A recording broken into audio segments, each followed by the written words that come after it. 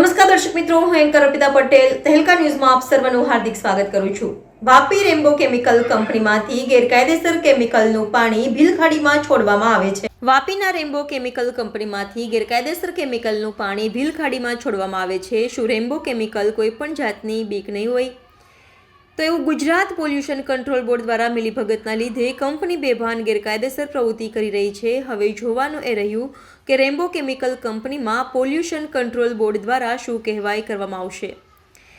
લાગે એવું કે ગાંધીજીના ભંડલો લઈને ટેબલના નીચેથી કામ કરી રહ્યા છે અને ગુજરાત પોલ્યુશન કંટ્રોલ બોર્ડ દ્વારા એમને પૂરી છૂટ આપેલી છે એવું લાગી રહ્યું છે। હવે જોવાનું રહ્યું કે અધિકારીઓમાં કોઈ લીગલ એક્શન લેશે કે પછી ટેબલ નીચેનો વ્યવહાર કરીને કંપનીને કોઈ દંડ ફટકારવામાં આવશે નહીં। વાપી જીઆઈડીસી કેમિકલ કંપનીવાળા બની ગયા બેફામ, કોઈ જાતના ડર નહીં।